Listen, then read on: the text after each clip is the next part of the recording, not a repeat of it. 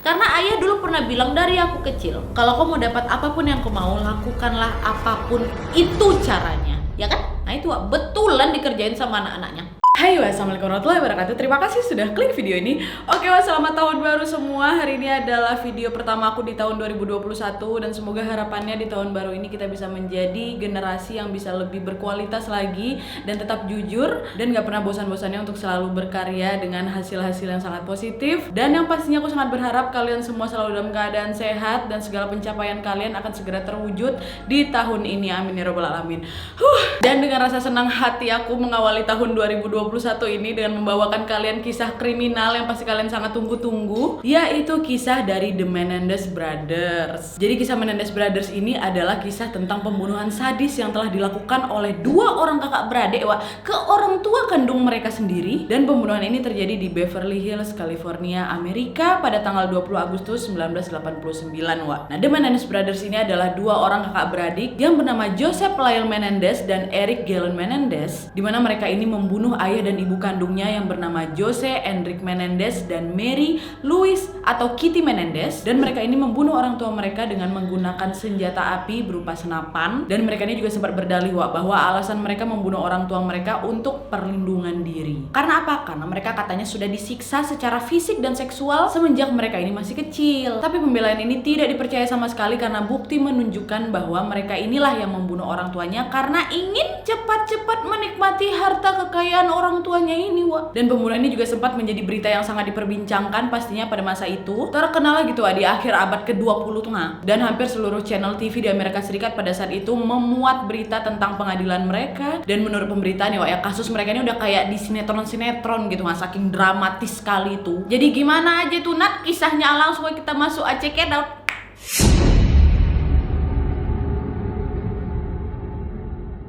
Jadi seperti biasa sebelum aku masuk ke kronologinya, aku akan menjelaskan sedikit latar belakang dari keluarga The Menendez ini ya. Yang pertama aku akan menjelaskan soal orang tuanya, yaitu ayah dan ibu dari The Menendez Brothers. Nah, sang ayah bernama Jose Enrique Menendez. Dia ini lahir pada tanggal 6 Mei tahun 1944 di Havana, Kuba, dari keluarga menengah ke atas orang keong dia. Orang tuanya ini adalah seorang pemain sepak bola terkenal yang memiliki kantor akuntan sendiri dan seorang perenang yang terpilih menjadi anggota olahraga Hall of Fame di Kuba. Dan Jose ini juga memiliki dua saudara perempuan Nah, keluarganya si Jose ini mendorong si Jose ini untuk mempunyai sikap macho dan agresif dalam dirinya sendiri sejak usia dini. Jadi tidak mengherankan kalau dia pun dikenal sebagai seseorang yang pengganggu atau dia ini orang yang suka ngebully orang lain gitu di sekolahnya. Atau monster lah gitu untuk teman-temannya dan para tetangganya bahkan. Dan pada usia 16 tahun Jose ini pun akhirnya dipindahkan ke Amerika Serikat oleh orang tuanya atas alasan keselamatan. Dikarenakan pada saat itu situasi di negara asalnya itu memang lagi nggak baik lah gitu Tapi walaupun dia ini suka bully nih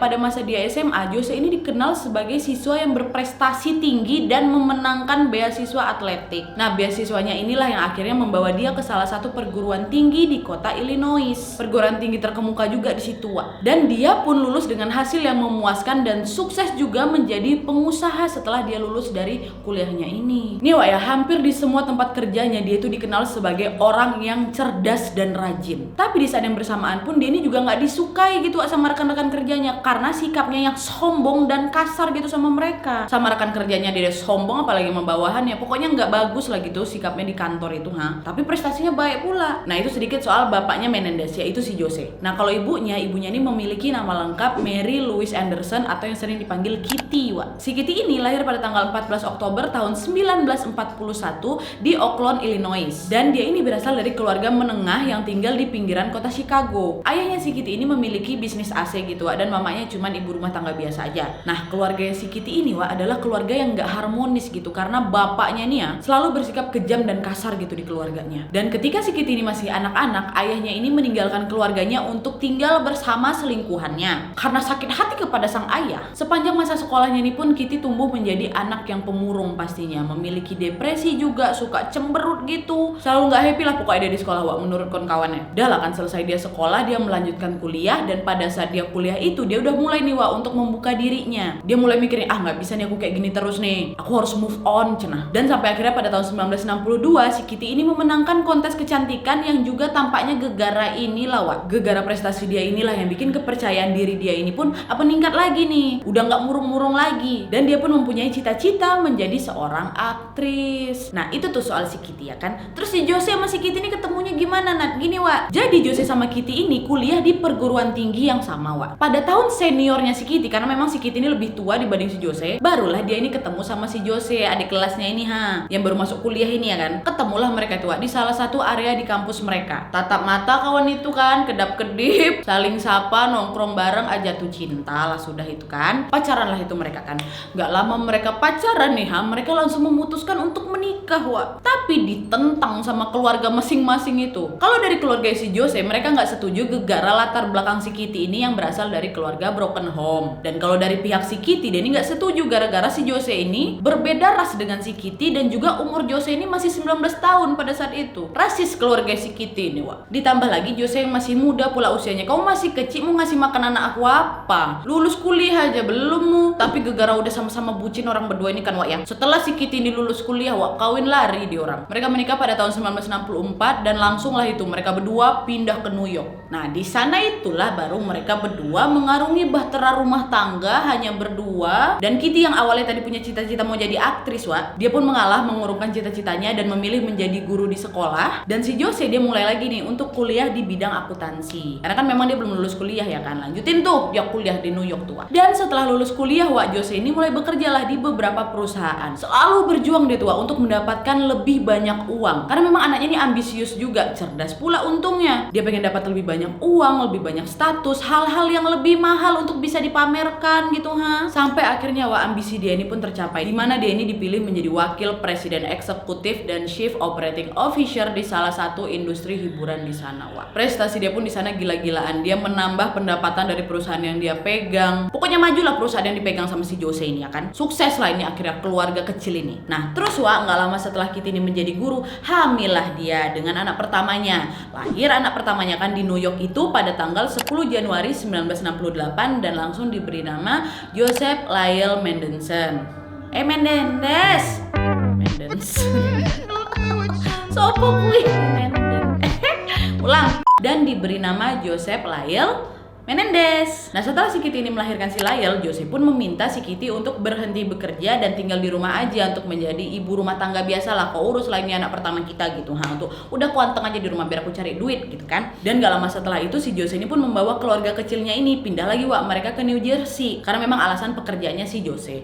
2 tahun setelah mereka pindah ke New Jersey itu lahir tuh anak kedua mereka pada tanggal 27 November tahun 1970 dan diberi nama Eric Galen Menendez. Dua anaknya kan, pertama si Lyle, kedua si Eric. Nah inilah nih The Menendez Brother ini. Dan setelah lahir si Eric, Kitty pun menghabiskan banyak waktunya dengan anak-anaknya Jose juga mengajarkan pada kedua anak laki-lakinya ini apa yang telah diajarkan kepada orang tuanya pada masa dia kecil dulu, dimana masih ingat untuk menjadi laki-laki macho dan agresif. Dan juga dia menanamkan kepada anak-anaknya dengan kata-kata bahwa uang dan status adalah hal yang sangat penting di dalam hidup, dan mereka diharuskan harus melakukan apapun itu untuk bisa mendapatkannya. Bahkan ada nih yang bilang bagi Jose kedua putra dia ini adalah harta benda untuk dipamerkan juga, bukan untuk diberikan kasih sayang, bukan, tapi untuk sesuatu yang bisa dipamerkan nanti gitu. Dan Jose pun mendedikasikan dirinya untuk bisa membesarkan putra-putra hebatnya ini yang akan meneruskan rencana masa depannya dan juga melanjutkan warisannya pasti. Dan ketika Lyle dan Eric masih muda, pastilah Jose itu memiliki aturan untuk segala hal.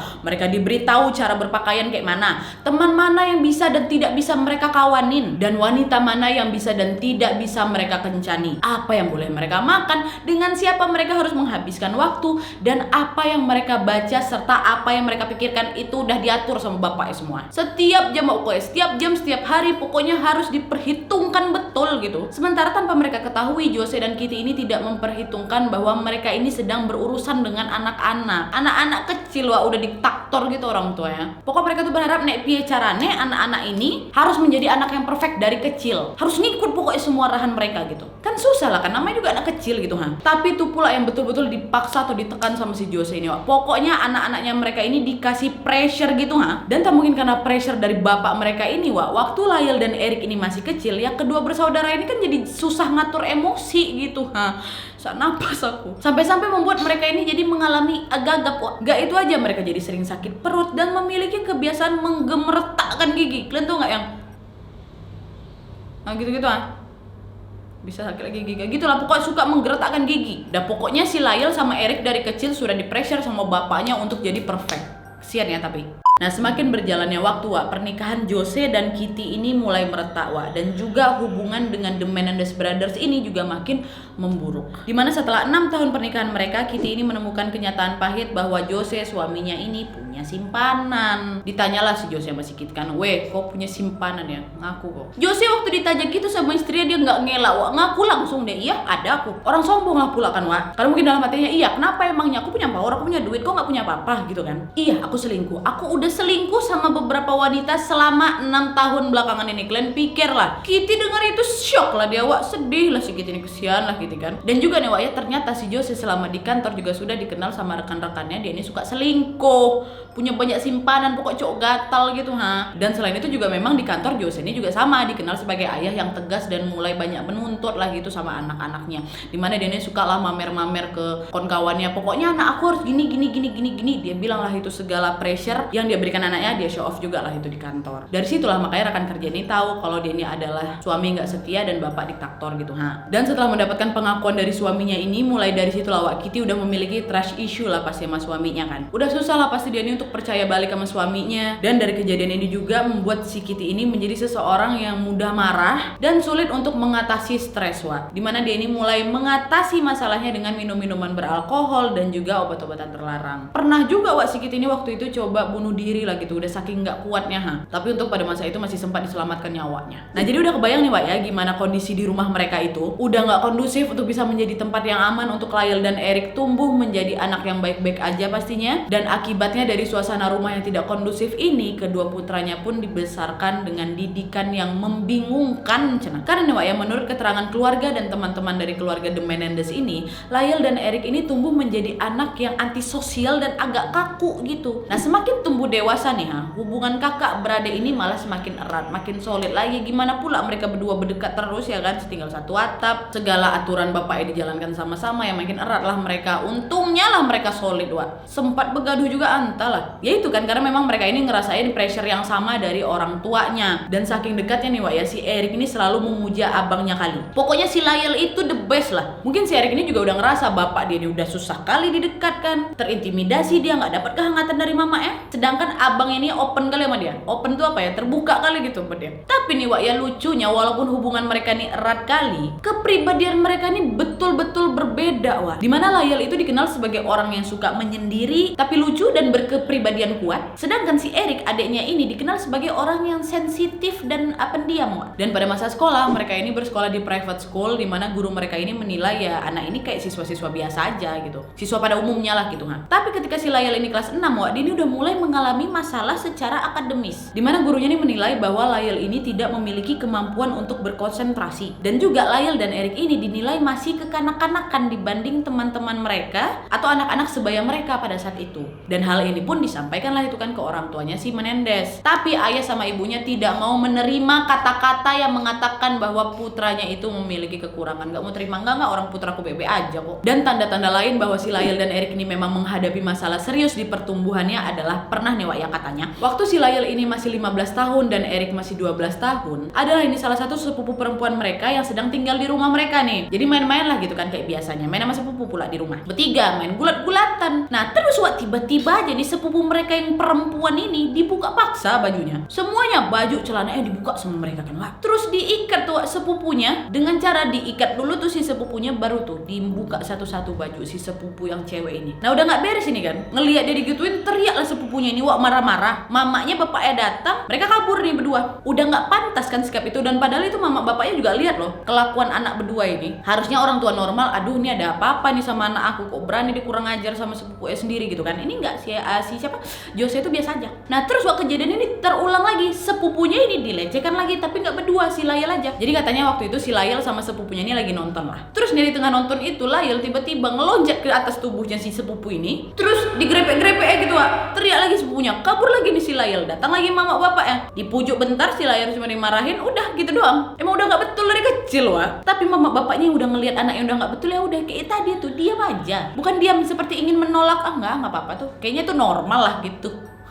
Dah lah kan tua ya, beranjak dewasa nih mereka, si Layel sama si Erik. Si Layel ini udah harus masuk kuliah waktu itu. Nah bapaknya ini mau si Layel ini masuk ke perguruan tinggi yang bapaknya tunjuk. Tapi wak si Layel ini nggak cukup nilainya, nggak bisa lah dia masuk di sana. Dan sebenarnya pun si Layel ini nggak mau di situ wak, dia mau di perguruan tinggi yang lain. Tapi karena memang bapaknya ini keras sekali ya, harus diikuti lah apa maunya ya kan. Akhirnya aja si Layel itu, ya iyalah pak, kau urus aja lah semua. Bapaknya ini loh si Jose ini lah ya, akhirnya ngatur lagi semuanya. Nggak pikir lama-lama lagi, langsung wak dibayar itu perguruan tingginya dengan sejumlah uang yang pasti nominalnya nggak sedikit banyak. Orang ya udah gampang kecil, orang duit aku banyak kok, kata si Jose ya kan. Apa kalau nggak sogok kan orang nilai anaknya nggak cukup. Pokoknya caranya anak ini harus masuk ke universitas itu. Masuk betulan wak si Layel. Dan ya setelah masuk di universitas itu nggak butuh waktu lama, bermasalah wak si Layel di sana. Dimana waktu itu si Layel dihancurkan ya properti milik kampus di sana. Dan si Layel ini juga menghancurkan rumput lapangan golf di country club tempat keluarganya menjadi member juga. Kena suspend langsung si Layel kan, dibalikkan lagi ke rumah orang tuanya. Dengar itu sepanang lah bapaknya wak, malu juga, dia harus ganti rugi, keluar lagi lah itu duitnya untuk membayar kerugian atas kesalahan anaknya ini wak. Nah saat si Layel ini masuk kuliah wak, Jose, Kitty, dan Erik ini pindah ke California karena si Jose itu dapat pekerjaan dengan posisi yang lebih bagus di sana. Pindahlah dia ke sana, pikirnya oh ini cuan baru nih katanya kan. Dan sebenarnya untuk istrinya si Kitty, keputusan mereka pindah ke California itu agak nggak dia suka gitu, karena dia memang mencintai hidupnya di New Jersey wak. Dia mikir dia mau pindah, dia harus berjuang lagi untuk masuk ke dunia baru, di kota yang baru lagi, harus adaptasi lagi, pindah-pindah lagi, capek lah gitu mungkin pikirnya si siapa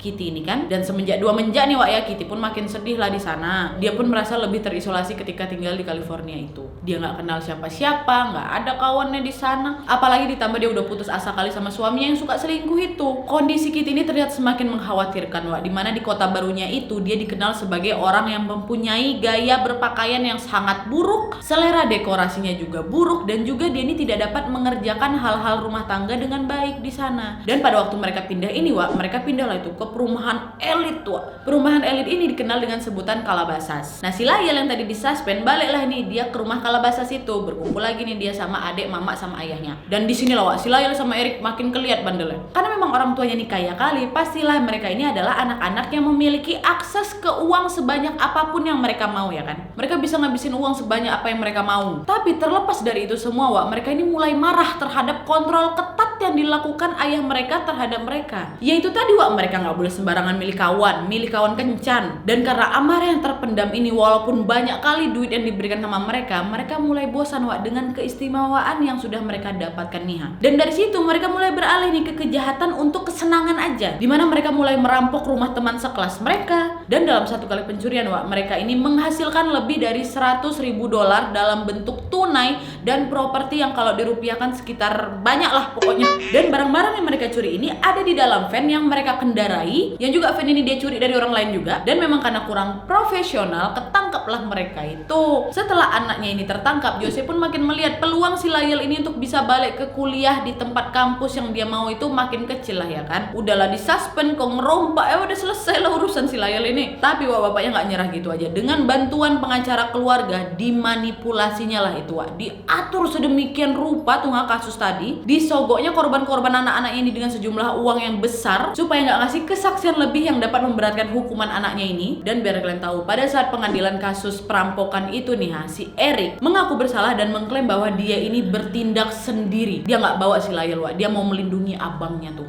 Dan setelah itu diputuskanlah bersalah si Erik, Wak. Tapi nggak dipenjara dia, cuma diwajibkan melakukan pelayanan masyarakat gitu, Dan selain itu si Erik ini juga diwajibkan untuk menghadiri sesi konseling dengan Dr. Jerome Ozil. Dan ini, Wak, ya, Dr. Ozil ini beserta pacarnya mempunyai peran penting dalam mengungkapkan kasus pembunuhan si Josie sama si Kitty nanti, Wak. Ingat ya nama dokter ini, Dr. Ozil. Nah, balik lagi nih ya ke tadi, Erik kan harus konsultasi terus nih sama si Ozil kan. Nah, di sesi pertama bersama si Ozil ini cerita lah, Wak, itu si Erik. Semua dia ceritain. Dan FYI juga selama sesi konseling ini mereka direkam, Wak. Dan si Erik pun udah setuju tuh, Akhirnya ngomong lah di situ semua si Erik, Wak, kalau bapaknya itu orang suka ngontrol berlebihan dan selalu menuntut hal-hal di luar kemampuan aku, Pak, katanya. Stres aku gara-gara itu, kata si Erik ke Ozil kan. Aku ini diajarkan bahwa kekayaan adalah segalanya dan pokoknya aku ini harus bisa mendapatkan apapun yang aku mau dengan apapun caranya. Terus si Erik ini juga menjelaskan soal ibunya, di mana dia mengatakan kalau ibu aku nih memiliki ketergantungan dengan minum-minuman beralkohol, pil-pil terlarang, Pak. Diceritakan lagi tuh, Wak, semuanya sama si Erik ini kan, suasana di rumah mereka itu yang betul-betul tidak nyaman, yang bikin si Erik sama si Layla ini tumbuh menjadi anak yang bandel gitu,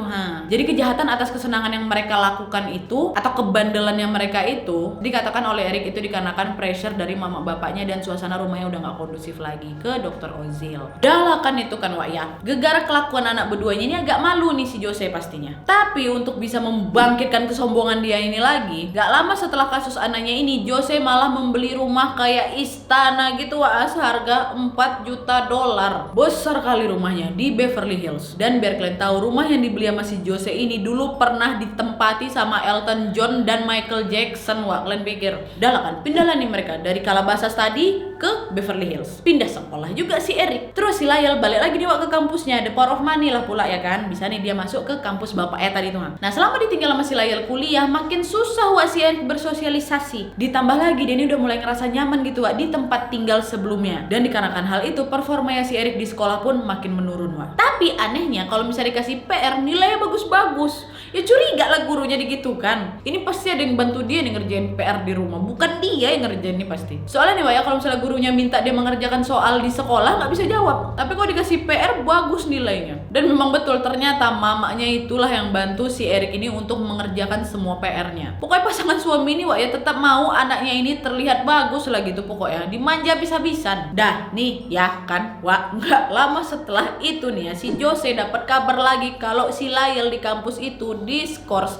gara-gara dia ini melakukan plagiat. Tambah pusing lah bapak sama ibu mereka itu, Wak. Anak aku yang satu ngerampok, yang satu diskor. Akhirnya si Jose ini nyoba lah, Wak, ngomong sama salah satu petinggi di universitas itu, kayak minta kesempatan sekali lagi lah supaya si Lyle ini jangan sampai dikeluarin lah gitu. Berapapun yang kau mau bakal aku bayar, katanya. Karena kan ini memang kampus pilihan dari bapaknya kan. Tapi, Wak, sogoan dari si Jose itu nggak berhasil. Betulan dikeluarkan si Lyle dari universitas itu tuh. Nah, dari situ, Wak, mikirlah si Jose ini kan, udah waktunya si Lyle ini untuk bisa mempelajari beberapa pelajaran hidup dan nyuruh dia ini untuk bekerja. Si Lyle nggak mau, Wak. Dia lebih memilih untuk kuliah di kampus yang dia mau dan akan bermain tenis aja. Pokoknya aku nggak mau kerja, katanya. Tapi, Wak, kalian tahu kerasnya gimana si Jose kan? Nggak didengar sama bapaknya apa kok nggak. Pokoknya kau tetap harus kerja. Dan akhirnya dengan koneksi dan uang yang Jose punya, bapaknya ini bisa lah, Wak, menjadikan anaknya ini karyawan di salah satu perusahaan. Tapi memang pada dasarnya anak ini nggak ada niat sama sekali mau kerja. Bemalas-balas lah si Lyle itu, datang telat, tugas dari bosnya nggak dikerjakannya sama sekali. Malah di tengah-tengah kerja, Wak, main tenis si kawan itu. Ya gara-gara itu dipecat lah si Lyle. Dan sampai akhirnya, Wak, ya, di titik inilah Jose dan Kitty ini udah tidak lagi membanggakan anak-anaknya, Wak. Udah rusak deh rasa anak-anak ini. Mereka menerima lah kenyataan bahwa memang anak-anaknya ini tidak bisa jadi apa yang mereka harapkan. Ya gimana, nggak ngepresnya kayak gitu kali, Pak. Dan hal ini membuat Jose jadinya sering memarahi Lyle dan Erik, Wak. Dibilangnya lah sama mereka, kalian tuh adalah anak-anak yang mengecewakan. Dan juga pernah nih, Wak, ya, si Jose ini menuduh si Lyle ini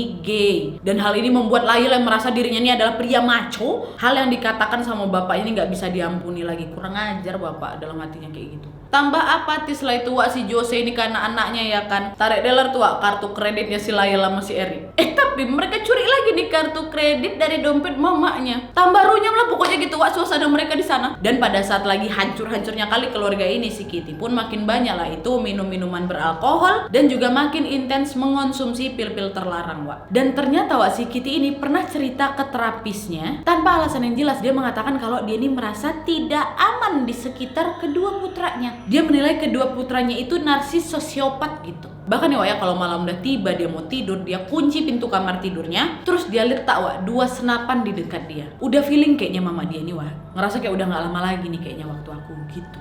Nah puncaknya nih ya di tahun 1989 si Jose ini ceritalah kan sama saudara kandungnya. Dia bilang ke saudara-saudaranya kalau dia ini mengeluarkan anak-anaknya dari surat wasiatnya. Kitty ini pun juga cerita hal yang sama ke kawannya tentang surat wasiat itu Tapi ternyata omongan dari si Kitty sama si Jose di belakang anaknya ini terdengar ini di telinga anak-anaknya. Wop, udah gak betul nih kita dikeluarkan dari surat wasiat, bahaya ini dek, kata si Layel. Dan mendengar hal itu mentoklah itu sakit hatinya anak-anaknya ini Udah aku pressure bertahun-tahun, aku pula keluarkan dari surat wasiat pak. Sampailah itu akhirnya segala mimpi buruk dari The Menendez family ini terjadi. Masuk nih kita ke kronologi pembunuhan dari The Menendez Brother.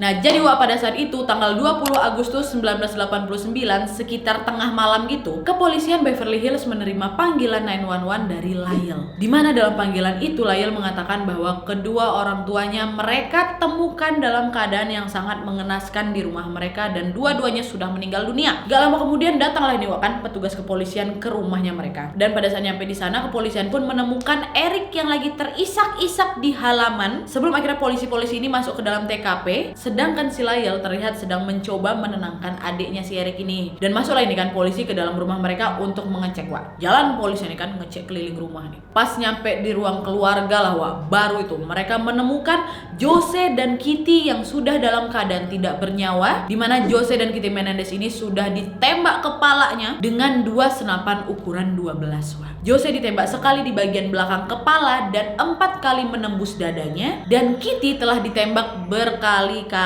sehingga wajahnya si Kitty ini udah gak dikenali lagi tuh Jose dan Kitty pun dibunuh secara brutal dengan total 15 peluru yang bersarang di tubuh mereka berdua. Dan saking brutalnya nih pada awalnya polisi mengira ini adalah perbuatan mafia dikarenakan saingan bisnis dari si Jose. Belum ada yang ngira tuh waktu itu ini adalah perbuatan anak kandung mereka sendiri. Karena kan polisi ini datang ke TKP karena Layel lah yang menelpon 911 ya kan, yang memberitahu kepada polisi setempat bahwa memang orang tuanya ini udah dibunuh. Pas polisi keluar dari rumah itu barulah itu polisi menanyakan informasi tentang keberadaan Layel dan Eric pada saat pembunuhan itu terjadi. Karena kan memang mau nggak mau harus ditanya. Nah ada nih beberapa pemberitahuan yang berbeda tentang keberadaan mereka di malam itu. Ada berita yang menyampaikan bahwa pada saat itu mereka mengatakan mereka ini telah meninggalkan orang tua mereka dari sore hari untuk menonton film. Dan ketika mereka pulang ke rumah tiba-tiba mereka menemukan orang tuanya udah terbunuh gitu pak. Tapi ada juga yang mengatakan bahwa pada saat itu mereka ini memang lagi dalam perjalanan menuju ke bioskop untuk nonton. Tapi kembali balik ke rumah gegara si Eric ini menyadari dia tuh lupa bawa KTP. Dan di saat mereka balik itulah mereka menemukan orang tuanya ini udah gak bernyawa tadi. Entah mana yang betul pokoknya alasan mereka itu ke bioskop lah intinya. Nah ditanya juga lah kan, kira-kira kalian ini kenal gak orang-orang yang mungkin ingin menyakiti orang tua kalian, atau siapalah musuh orang tua kalian kira-kira. Dan pada saat ditanya itu mereka mengatakan ini pasti pekerjaan mafia pak katanya. Dalah kan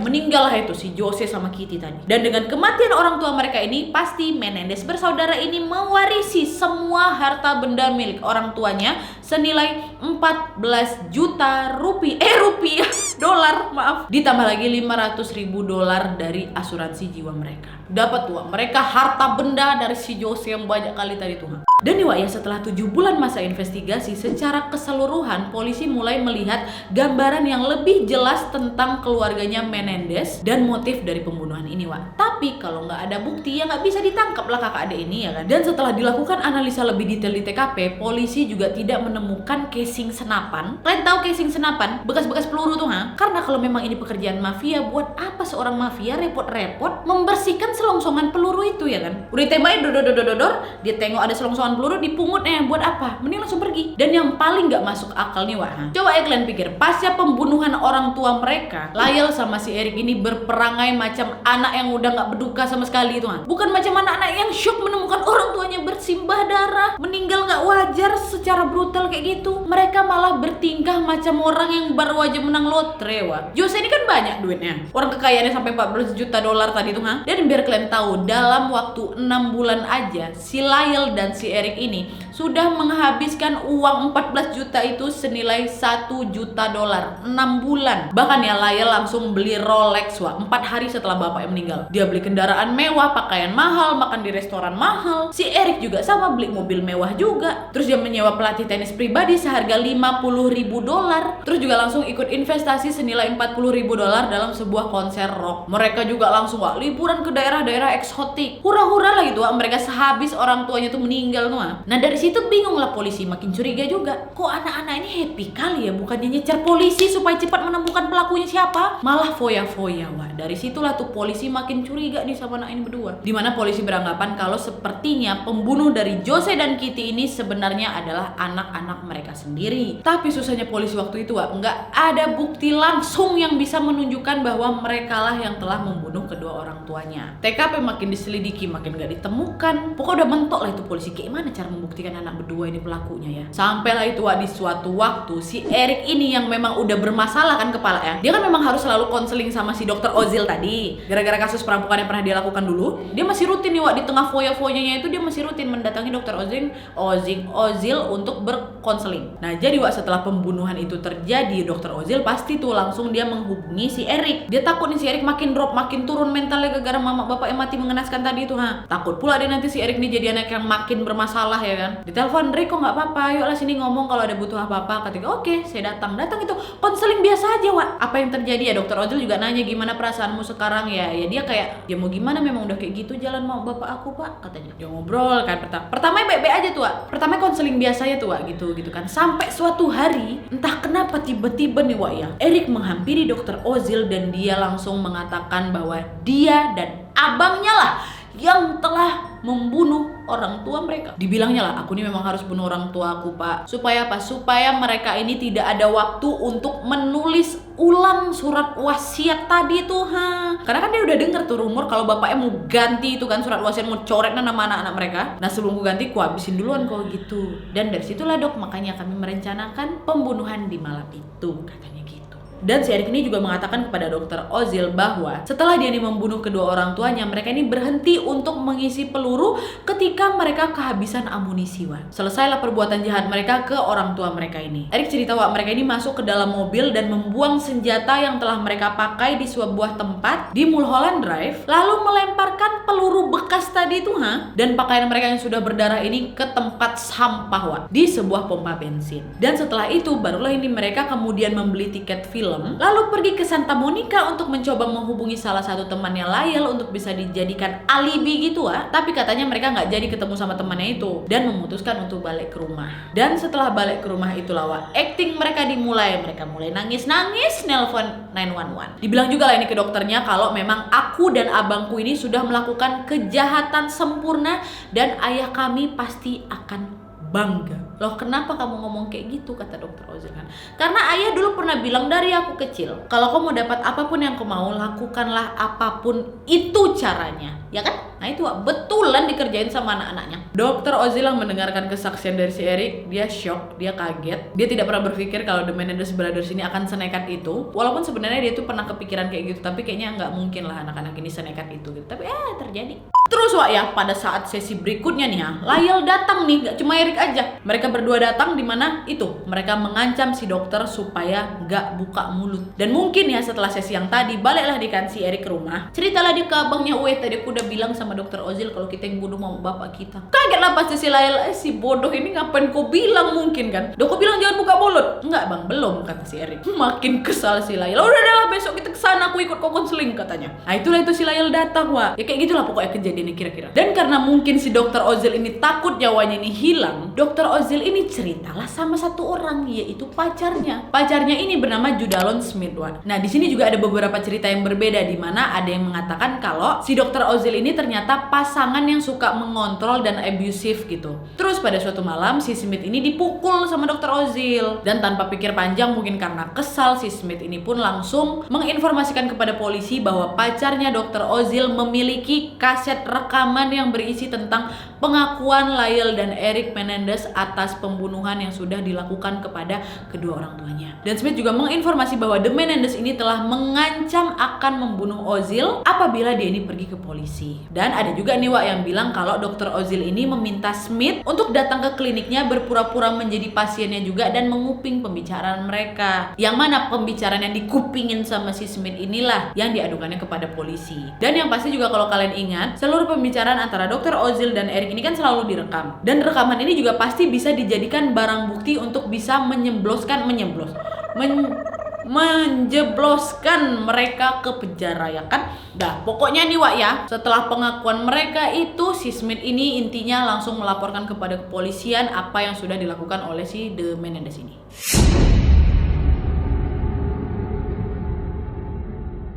Sampai akhirnya Wak pada tanggal 8 Maret tahun 1990 Lyle pun ditangkap di dekat rumah keluarga mereka.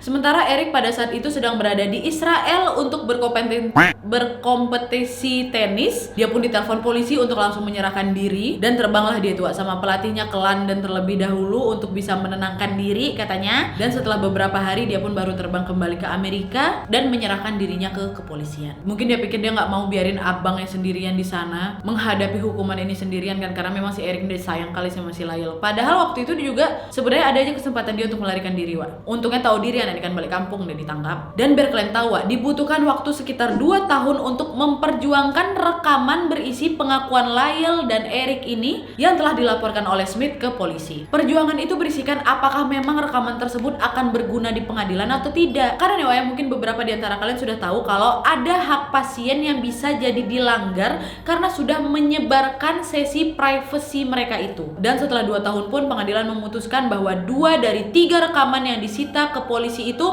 sah untuk digunakan menjadi barang bukti di pengadilan. Pengadilan atas Lyle dan Eric Menendez ini pun dimulai pada tanggal 20 Juli tahun 1993 dan menjadi berita yang paling hangat pada masa itu Wak. Ada yang menarik nih Wak di persidangan, kan mereka ditanyakan apa sebenarnya motif kau membunuh dengan brutal kedua orang tua kau ini ya? Dan pembelaan dari mereka adalah Wak, mereka ini tidak membunuh Jose dan Kitty demi uang, tetapi untuk membela diri katanya. Hal ini dikarenakan luka lama yang sudah dipendam mereka. Mereka menjadi sangat marah selama bertahun-tahun karena mengalami pelecehan seksual dan pelecehan fisik dari tangan Jose Menendez atau ayah mereka. Dan untuk memperkuat klaim mereka ini Wak, seorang teman keluarga dan sepupu mereka pun bersaksi bahwa Lyle dan Eric ini telah memberitahu mereka tentang pelecehan yang mereka alami sewaktu mereka masih anak-anak. Dan mereka juga menambahkan kalau ibu mereka si Kitty ini tahu, tapi dia tidak bisa melakukan apa-apa. Terkaget-kagetlah itu Wak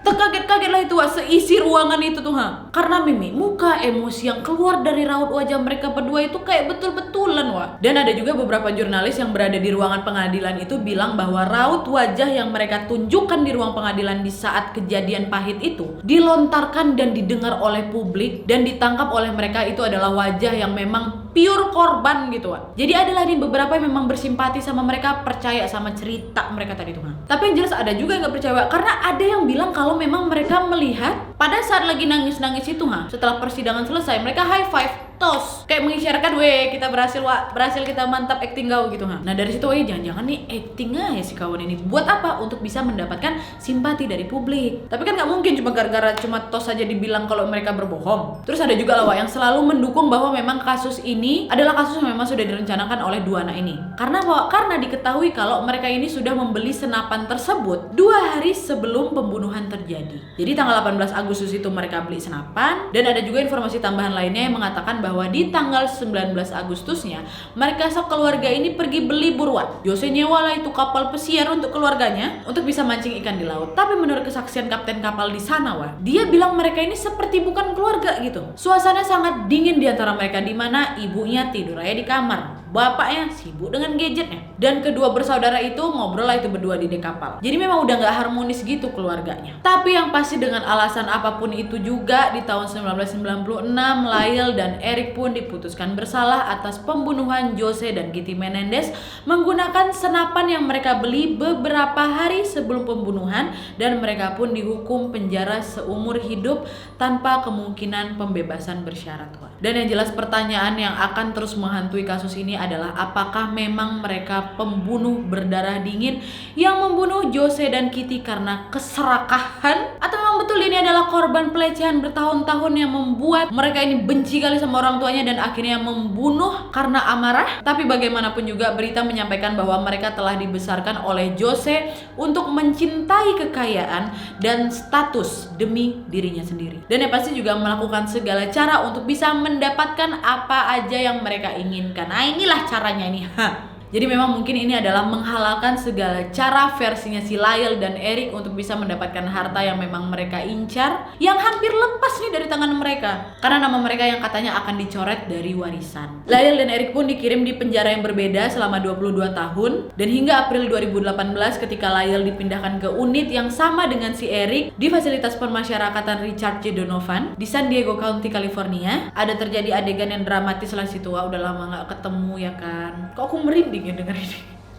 Astaga. Dan keduanya pun ditugaskan untuk mengerjakan lukisan mural gitu proyek estetik di dinding penjara, dan mereka pun dikabarkan sudah menikah di balik jeruji besi itu di mana Lyle ini sudah menikah selama 14 tahun sementara Eric 20 tahun.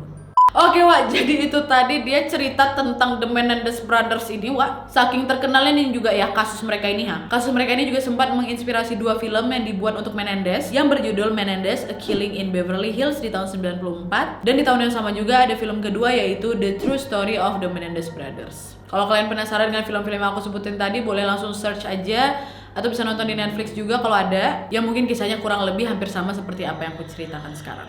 Oke, jadi itu tadi kasusnya. Aku tuh dari tadi saat napas menjelaskan ini kesel juga, tapi agak kesal sama bapaknya, kesal juga sama anaknya. Tapi walau bagaimanapun, walaupun memang mereka ini sudah di pressure dari kecil sama bapaknya yang keras ini, tetap tidak benar mereka membela diri mereka dengan membunuh orang lain ya kan. Dan aku harapkan sekali untuk kalian semuanya, kalau memang ada rasa gondok apa kesel sama salah satu keluarga kalian, ngomong bicara. Karena memang kalau aku sendiri menganggap perselisihan yang terjadi baik di luar ataupun di dalam keluarga itu hanya dikarenakan kurangnya komunikasi. Curahkanlah apa yang memang kalian mau bilang dan dengarkanlah apa yang mereka katakan. Dan aku yakin pasti semuanya ada jalan keluar apabila komunikasi itu dilakukan dengan sangat baik. Dan aku juga pengen banget dengar pendapat kalian. Menurut kalian pribadi, siapakah yang bersalah dalam kasus ini dan apa yang sebenarnya harus dilakukan oleh mereka untuk bisa memperbaiki keluarga mereka yang udah nggak betul ini. Dan sekali lagi aku mau ucapin selamat tahun baru buat kalian semua. Terima kasih buat kalian yang selalu mendukung aku sampai saat ini, dan semoga di kedepannya aku akan selalu bisa menyajikan kisah-kisah yang lebih menarik dan menegangkan lagi di channel ini yang bisa menemani waktu-waktu kalian. Dan semoga tahun ini kita bisa mencapai 3 juta subscriber ya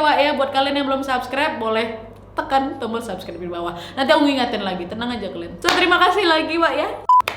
Oke, jadi sekian dulu videonya. Terima kasih yang sudah menonton. Kalau kalian suka video ini, klik like-nya. Jangan lupa komen di bawah untuk ide dan saran-saran untuk video selanjutnya.